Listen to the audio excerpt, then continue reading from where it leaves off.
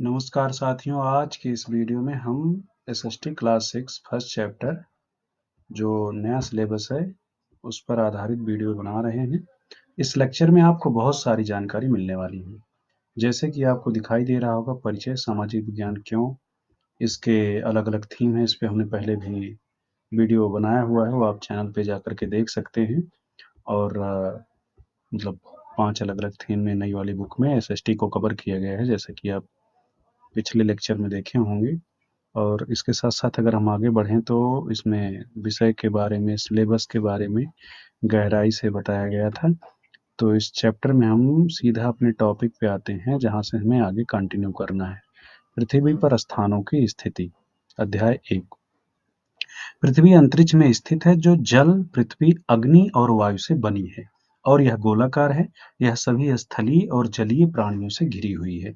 यानी कि आर्यभट्ट जी का एक कोट है जो यहाँ पे लिखा गया है कि पृथ्वी जो है वो अंतरिक्ष में स्थित है, जो कि जल, पृथ्वी, अग्नि, वायु से बनी हुई है।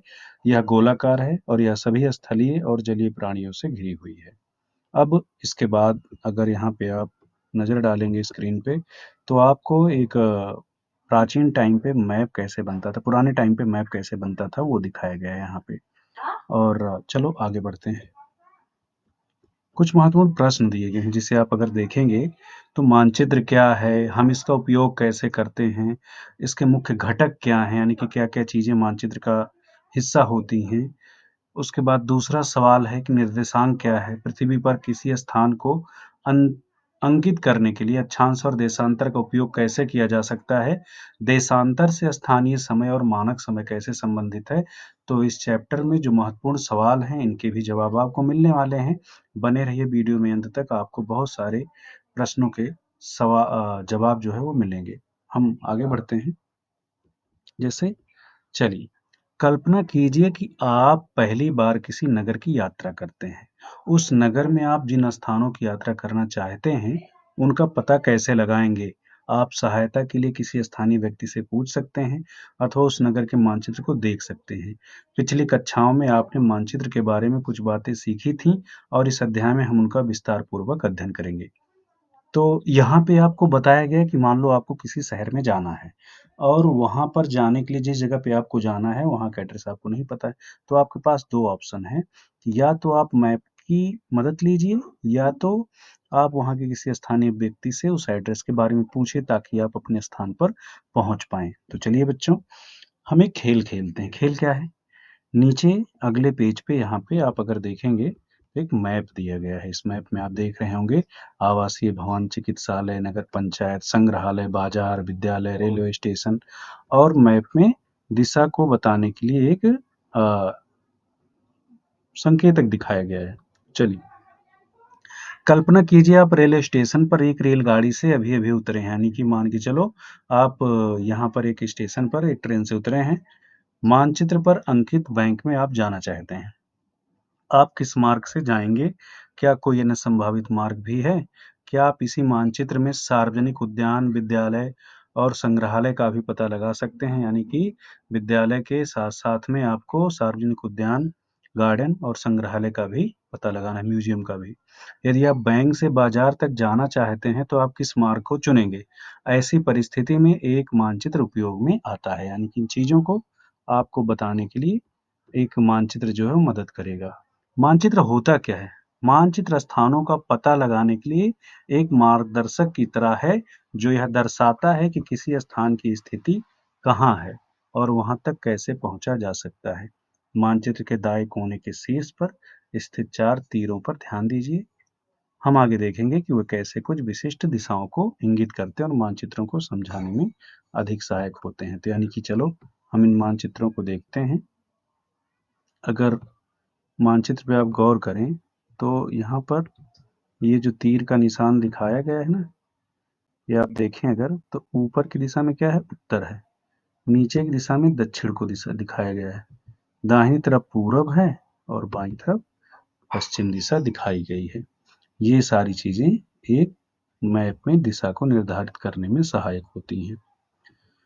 तो चलिए बच्चों, आगे हम देखते हैं मानचित्र और उसके घटक क्या हैं। हम इस साधारण उदाहरण से समझ सकते हैं कि मानचित्र किसी भी क्षेत्र का एक प्रतीकात्मक चित्रण या रेखांकन है। यानी कि क्या होता है कि किसी भी जगह का एक चित्रात्मक या प्रतीकात्मक रेखांकन जो होता है उसी को ही मानचित्र कहते हैं। प्रतीकात्मक चित्रण या रेखांकन यह एक लघु क्षेत्र का भी हो सकता है, यानी कि आपके गांव का, आपके कस्बे का, आपके मोहल्ले का हो सकता है, या फिर एक बड़े क्षेत्र को कवर करने वाला हो सकता है जिसमें आपका राज्य, आपका जिला या फिर आपका पूरा देश या पूरा विश्व शामिल हो सकता है। अब एटलस होता क्या है? एटलस के बारे में आपने सुना होगा, आपने हो सकता है एटलस खरीदा भी हो। तो एटलस होता क्या है? मानचित्रों की एक पुस्तक या संग्रह होता है, यानी कि मानचित्रों की पुस्तक को, यानी कि उसके संग्रह को हम क्या कहते हैं? एटलस कहते हैं। अब जैसा कि आप जानेंगे मानचित्र अनेक प्रकार के होते हैं। कितने प्रकार के होते हैं? तो मानचित्र होते हैं भैया 3 प्रकार के। पहला मानचित्र कौन सा? भौतिक मानचित्र। दूसरा मानचित्र राजनैतिक मानचित्र और तीसरा मानचित्र कौन सा बाबूजी? थीमेटिक मानचित्र। तो चलिए इन मानचित्रों के बारे में हम थोड़ा सा गहराई से समझते हैं। भौतिक मानचित्र क्या होता है? मुख्य रूप से प्राकृतिक आकृतियों जैसे कि पर्वत, महासागर, झील, झरना, इन सबको प्रदर्शित करने के लिए जो मानचित्र प्रयोग होता है उसको हम भौतिक मानचित्र कहते हैं। दूसरा मानचित्र आपने क्या पढ़ा था? राजनैतिक मानचित्र। राजनैतिक यानी कि पॉलिटिकल मैप। पॉलिटिकल मैप में क्या होता है? चलिए देखते हैं। पॉलिटिकल मैप देशों या राज्यों, सीमाओं, नगरों आदि को दर्शाते हैं। उदाहरण के लिए सभी राज्यों, केंद्र शासित प्रदेशों और उनकी राजधानियों को दर्शाने वाला मानचित्र पॉलिटिकल मानचित्र यानी कि राजनैतिक मानचित्र कहा जाता है। तीसरा आपने क्या पढ़ा था? तीसरा आपने पढ़ा था थीमेटिक मानचित्र, यानी कि जो किसी क्षेत्र विशेष की किसी विशेष सूचना को प्रदर्शित करता है उसको हम थीमेटिक मानचित्र कहते हैं।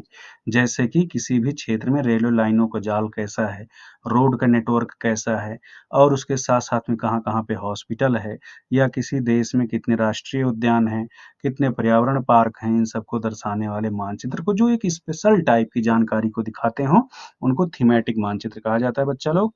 अब हम आगे बढ़ते हैं। आगे क्या लिखा है? किसी भी मानचित्र के घटक कौन-कौन से हैं?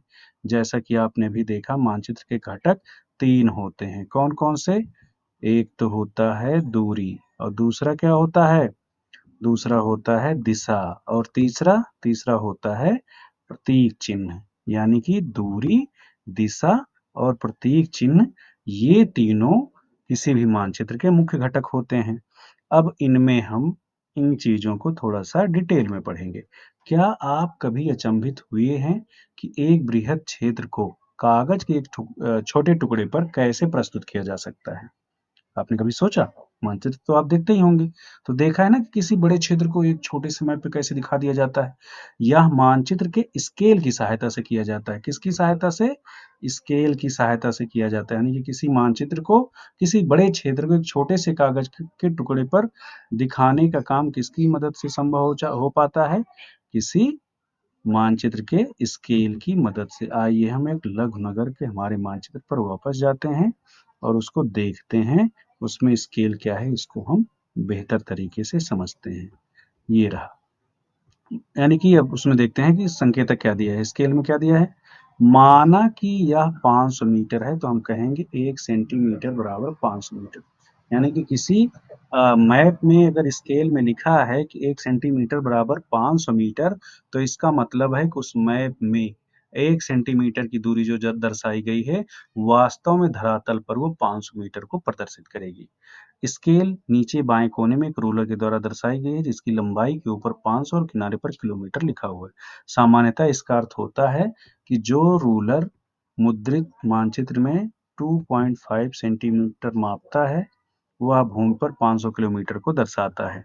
इसलिए मानचित्र पर चिन्हित किन्हीं दो बिंदुओं के बीच की वास्तविक दूरी उस स्केल पर निर्भर है जिसका मानचित्र उपयोग करता है। आइए पता लगाएं। तो आपके लिए एक छोटा सा काम है। क्या करना है? किसी विद्यालय के खेल मैदान का एक साधारण मानचित्र बनाइए, यानी कि अपने ही विद्यालय का बनाइए फिर। मान लीजिए कि यह 40 मीटर लंबा और 30 मीटर चौड़ा आयताकार क्षेत्र है। अब आपको अपने विद्यालय के खेल के मैदान को, यानी कि अपने स्कूल के प्लेग्राउंड का लंबाई चौड़ाई पता करना है। यहाँ पे तो 40 मीटर लंबा और 30 मीटर चौड़ा माना गया है। इसे अपने रूलर की सहायता से 1 सेंटीमीटर बराबर 10 मीटर के स्केल पर सटीक ढंग से खींचिए। यानी कि आपको स्केल पे कितना लेना है? यानी कि 1 सेंटीमीटर को 10 मीटर के बराबर मान के आपको मैप बना के दिखाना है। अब इस आयताकार क्षेत्र के विकर्ण को मापिए। यानी कि विकर्ण जानते हैं ना आप, आमने-सामने के दोनों कोणों को मिलाने वाली जो रेखा होती है वो विकर्ण होती है। आपके द्वारा की गई माप कितने सेंटीमीटर की है? स्केल की सहायता से खेल मैदान के विकर्ण की वास्तविक लंबाई की मीटर में गणना कीजिए। यानी कि ये भी काम आपको करना है। आइए लघुनगर के मानचित्र के दाईं ओर शीर्ष पर स्थित 4 तीरों पर वापस आते हैं। यानी कि आपने पीछे भी देखा होगा ना, वहाँ पे क्या दिखाया गया था? एक एरो बनी थी। उस एरो में आपको 4 डायरेक्शन दिखाई गई थी। ऊपर की तरफ क्या था? उत्तर था, है ना? नीचे की तरफ क्या दिखाया गया था? दक्षिण। और दाहिनी तरफ क्या दिखाया गया था? पूरब। और बाईं तरफ क्या दिखाया गया था? पश्चिम। ये 4 डायरेक्शन दिखाई गई थी ना? और इन दोनों के बीच में भी उत्तर और पूरब के बीच में क्या है? उत्तर पूर्व। दक्षिण और पूर्व के बीच में क्या है? दक्षिण पूर्व। दक्षिण और पश्चिम के बीच में कौन सी दशा है? दिशा है दक्षिण पश्चिम। और उत्तर और पश्चिम के बीच में कौन सा है? उत्तर पश्चिम है। तो ये सारी दिशाएं हैं। तो इसमें क्या, ये 4 दिशाओं को इंगित करते हैं। शीर्ष पर उत्तर, घड़ी के कांटे की दिशा में घूमते हुए फिर पूरब, फिर दक्षिण, फिर पश्चिम आते हैं। इन्हें चतुर्दिश या प्रधान बिंदु भी कहा जाता है। यानी कि इन मुख्य दिशाओं को चतुर्दिश या प्रधान बिंदु कहते हैं। इनके अतिरिक्त, यानी कि इनके अलावा कुछ कुछ मध्यवर्ती दिशाएं भी होती हैं। जैसा कि अभी आपको हमने बताया, उन मध्यवर्ती दिशाओं को क्या कहते हैं? उत्तर और पूर्व के बीच में उत्तर पूर्व, दक्षिण पूर्व के बीच में दक्षिण पूर्व, दक्षिण पश्चिम के बीच में दक्षिण पश्चिम और उत्तर पश्चिम का भी उपयोग किया जाता है। अधिकतर मानचित्रों में उ अक्षर से अंकित एक तीर होता है जो उत्तर दिशा को इंगित करता है, चिन्हित करता है। अब एक काम फिर से आपको मिला, क्या करना है? आइए पता लगाएं। क्या पता लगाना है भाई? लघुनगर के मानचित्र पर पुनः विचार कीजिए। नीचे दी गई सूची में सही और गलत स्थानों की पहचान कीजिए। यानी कि आपके लिए एक छोटी सी एक्टिविटी है। पहला क्या है सवाल कि बाजार चिकित्सालय के उत्तर में है। क्या बाजार चिकित्सालय के उत्तर में है? यानी कि मार्केट जो है वो हॉस्पिटल के नॉर्थ में है। दूसरा, संग्रहालय जो है यानी कि जो म्यूजियम है वो बैंक के दक्षिण पूर्व दिशा में है। तीसरी चीज क्या चेक करनी है आपको? रेलवे स्टेशन चिकित्सालय के उत्तर पश्चिम, यानी कि जो रेलवे स्टेशन है वो हॉस्पिटल के नॉर्थ वेस्ट में है क्या? और चौथा पॉइंट, झील आवासीय भवन के उत्तर पश्चिम में स्थित है। यानी कि जो झील है वो आवासीय भवन के उत्तर पश्चिम में स्थित है। ये चीजें आपको पता करनी है अपने स्तर पे। अब अगला पॉइंट क्या है? प्रतीक चिन्ह। प्रतीक चिन्ह मानचित्रों का एक और महत्वपूर्ण घटक होते हैं। अब कैसे, क्यों जरूरी है प्रतीक चिन्ह किसी मैप में? चलो इसको जानते हैं। हमारे मानचित्र में वास्तविक भवनों और कुछ अन्य अवयवों के लघु आरेख हैं, लेकिन एक बड़े नगर या एक देश के मानचित्र पर इन सभी के चित्रण के लिए पर्याप्त स्थान नहीं होगा। मान लो जैसे आपने किसी छोटी जगह को, किसी एक शहर को, अपने मोहल्ले को या अपने स्कूल का चित्रण करना है, तो उसमें तो सबने अपना जैसे जैसे जो बिल्डिंग थी जहाँ पे पेड़ ओड़ को अपने दिखा लिया। लेकिन जब किसी बड़े क्षेत्र को, यानी जैसे किसी एक पूरे जिले को, पूरे राज्य को, या किसी देश को, या पूरे विश्व के नक्शे को, या किसी महाद्वीप को जो प्रदर्शित करना होता है, तो वहाँ पे एक छोटे से कागज पे इतनी सारी चीजों को तो डिटेलिंग से की नहीं जा सकती। फिर हम क्या करेंगे? फिर हमें उन चीजों को, उन घटकों को, जैसे नदी, झील, तालाब, झरना, खेल का मैदान, सरकारी बिल्डिंग, हॉस्पिटल, मिलिट्री बेस, इन सबको चिन्हित करने के लिए आपको एक स्पेशल विशेष जो है उनका मतलब आकृतियों का या चिन्हों का प्रयोग करना पड़ेगा। इसलिए यहाँ पे प्रतीक चिन्ह महत्वपूर्ण हो जाते हैं। तो विभिन्न उपयोगकर्ता मानचित्र को अधिक सरलता से समझें, इसके लिए मानचित्र निर्माता विशिष्ट प्रतीक चिन्हों का प्रयोग करते हैं। यानी कि जो स्पेशल चिन्ह होते हैं वो विशेष तरीके से प्रयुक्त होते हैं। यानी कि हर एक चीज के लिए अलग अलग चिन्ह का प्रयोग होता है। विभिन्न देश प्रतीक चिन्हों के अलग अलग समुच्चय का उपयोग करते हैं। यानी कि कई देश होते हैं, उनका अपना फिक्स्ड होता है, जिनको भी इन प्रतीक चिन्हों को यूज करना है वो इन्हीं को ही यूज कर सकते हैं। सरकारी निकाय भारतीय सर्वेक्षण विभाग ने भारत के मानचित्रों के लिए प्रतीक चिन्हों का एक संकलन निर्धारित किया है। यानी कि भारतीय सर्वेक्षण विभाग ने मानचित्रों का क्या किया है? एक संकलन निर्धारित किया है, एक समुच्चय बनाया हुआ है, ग्रुप बनाया हुआ है। कौन सा संगठन? भारतीय सर्वेक्षण विभाग। यानी कि आपको एक जानकारी मिली ना कि चिन्हों को, मैपों को, भारत के मैप वगैरह को, इनके चिन्हों को, प्रतीक चिन्हों को कौन निर्धारित करता है? सर्वे ऑफ इंडिया, यानी कि भारतीय सर्वेक्षण विभाग। चलो बच्चों आगे बढ़ते हैं। यहाँ पे आपको दिख रहा होगा स्क्रीन पे कई सारे प्रतीक चिन्ह दिखाए गए हैं, जिसमें सबसे पहली लाइन में अगर आप देखें तो रेलवे लाइन, बड़ी लाइन, छोटी लाइन, रेलवे स्टेशन, इन सबको यहाँ पे प्रदर्शित किया गया है ना। दूसरे में क्या है, सड़कें। सड़कें दो प्रकार की होती हैं, आपको भी पता है, एक तो पक्की सड़क और दूसरा कच्ची सड़क के लिए। पक्की सड़क को मेटल्ड कहते हैं और कच्ची सड़क को नॉन मेटल्ड कहते हैं। जो सीमाएं होती हैं, बाउंड्री होती हैं, वो भी 3 हैं, अंतर्राष्ट्रीय सीमा, राज्य सीमा और जिला सीमा। इन तीनों के लिए अलग अलग चिन्हों का प्रयोग किया गया। जैसे अंतर्राष्ट्रीय सीमा के लिए ये राज्य सीमा को प्रदर्शित करने के लिए, और ये तीसरा जिले की सीमाओं को चिन्हित करने के लिए प्रयोग होता है। नदी, कुआं, तालाब, नहर, ब्रिज, इन सब के लिए अलग अलग चिन्हों का प्रयोग किया जाता है। मंदिर, गिरजाघर, मस्जिद, इन सब के लिए भी अलग अलग चिन्ह निर्धारित किए गए हैं। बस्तियों को, है ना, प्रदर्शित करने के लिए, बस्ती को प्रदर्शित करने के लिए अलग से, कब्रिस्तान को प्रदर्शित करने के लिए अलग से, वृक्ष और घास को प्रदर्शित करने के लिए अलग अलग चिन्हों का प्रयोग किया जाता है। हम आप अब बात करते हैं पृथ्वी का मानचित्रण कैसे किया जाता है। पृथ्वी का मानचित्रण कुछ अधिक कठिन है। भाई क्यों कठिन है? क्योंकि हमारे ग्रह का आकार चपटा नहीं है। जैसे आप किसी सरफेस को देखते हो, किसी टेबल को देखते हो, कमरे की फर्श को देखते हो, कैसा होता है, चपटा होता है। लेकिन पृथ्वी हमारी वैसी नहीं है। कैसी है ये? लगभग गोलाकार है। लगभग शब्द क्यों यूज किया गया यहाँ पे? पृथ्वी कैसी है? लगभग गोलाकार है। क्यों है? हम लगभग इसलिए कहते हैं क्योंकि यह पूर्ण गोलाकार नहीं है, अपितु ध्रुवों पर थोड़ी चपटी है। ध्रुवों के बारे में आपको पता है ना, कि पृथ्वी के उत्तरी और दक्षिणी सिरों पर जो मुख्य बिंदु हैं उनको हम उत्तरी ध्रुव और दक्षिणी ध्रुव क्रमशः कहते हैं।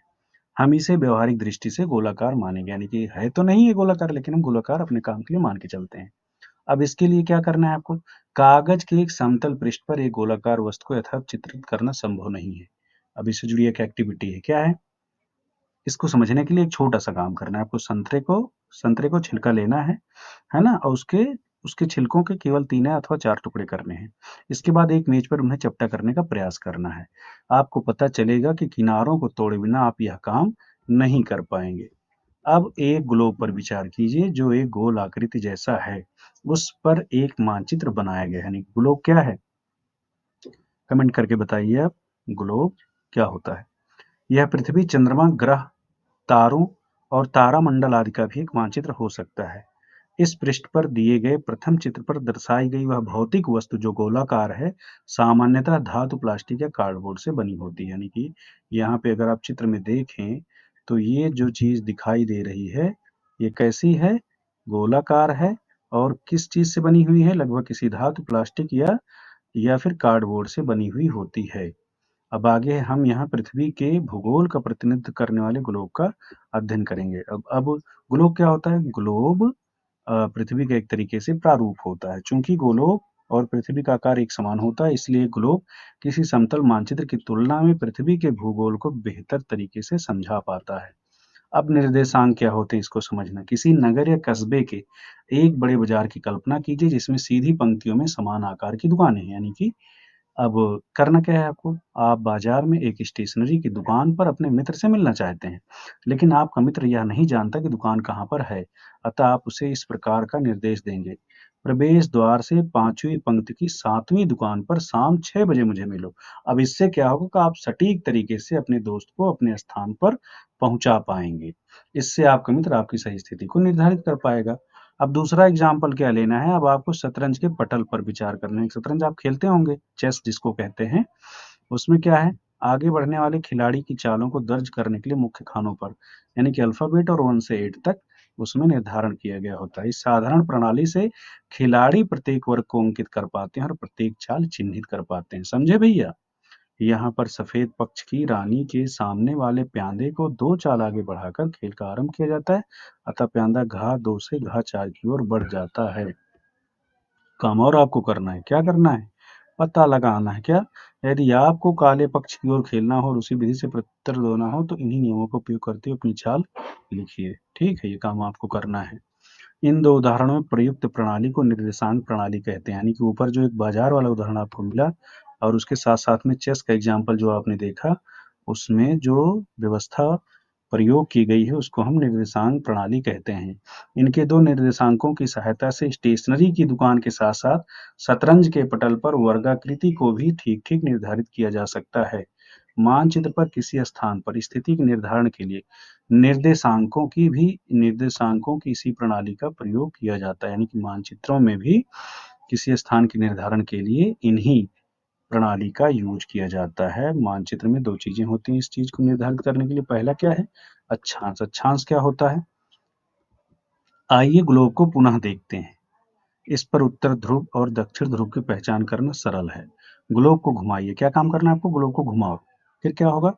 जब यह घुमाया जाता है तो ऊपरी और निचले स्तर पर स्थित बिंदु में दो ध्रुव हैं। यानी कि ऊपरी सिरा और इसका जो निचला सिरा है वो क्या है? दो ध्रुव है। जैसे यहाँ पे देखो आप कि ये वाला हिस्सा, जैसे यहाँ पे ये वाला हिस्सा उत्तरी ध्रुव माना है और ये वाला हिस्सा इसका दक्षिणी ध्रुव है, वाला पार्ट। ठीक है, तो चलो चलो आगे बढ़ते हैं, अपने टॉपिक पे आते हैं। तो उत्तरी ध्रुव क्या है, दक्षिणी ध्रुव क्या है, ये आपको पता चल जाएगा। उस वृत्त को पहचानिए जो इसे चिन्हित करता है। कल्पना कीजिए कि आप भूमध्य रेखा पर खड़े हैं। भूमध्य रेखा क्या होती है? भूमध्य रेखा एक ऐसी रेखा है जो पृथ्वी को दो बराबर भागों में बांटती है और पृथ्वी के बीचों बीच से होकर के गुजरती है। उसको भूमध्य रेखा कहते हैं। इसी नाम ही इसका ऐसा पड़ा है, भूमध्य, यानी कि भूमि के मध्य से गुजरने वाली रेखा। दोनों ध्रुवों में से किसी एक ध्रुव की ओर यात्रा कर रहे हैं। मान लो आप क्या कर रहे हैं, भूमध्य रेखा से चाहे उत्तरी ध्रुव या दक्षिणी ध्रुव की ओर बढ़ रहे हैं।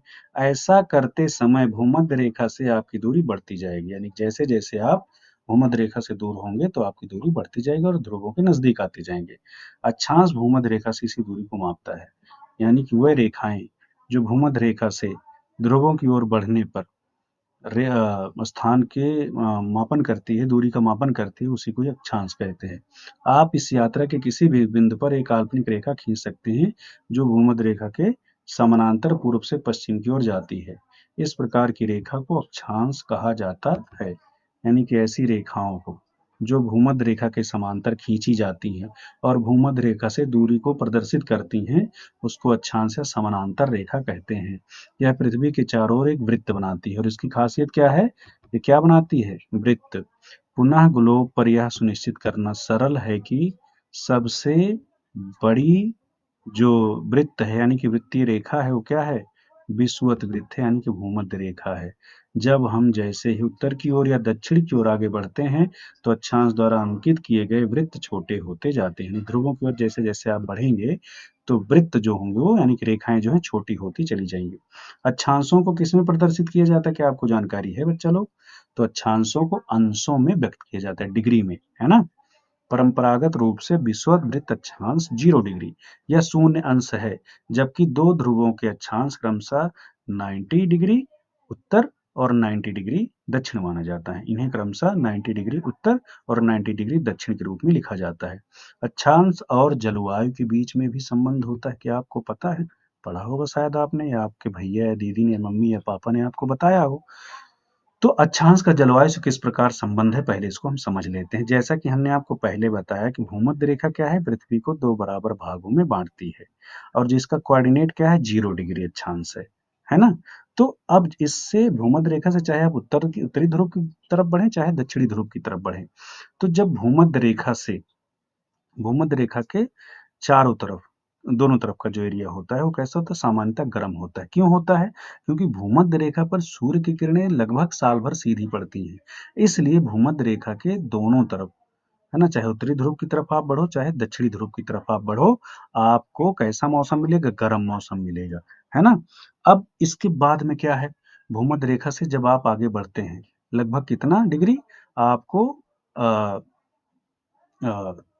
23.5 डिग्री, है ना, लगभग 23.5 डिग्री जब आप बढ़ते हैं तो वहां पे थोड़ा सा आपको मतलब जो मौसम होगा मॉडरेट हो जाएगा।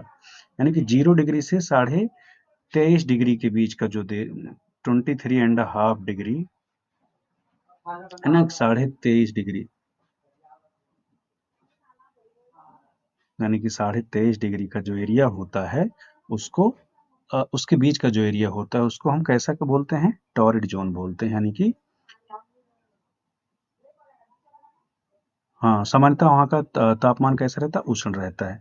जैसे ही आप भूमध्य रेखा से दूर दो ध्रुवों में से किसी की यात्रा करते हैं, अक्षांश की डिग्री बढ़ती जाती है और जलवायु शीतोष्ण हो जाती है। उत्तर तथा दक्षिण ध्रुव के निकट जलवायु शीत होती है। यानी कि यहाँ पे तीन बातें हैं।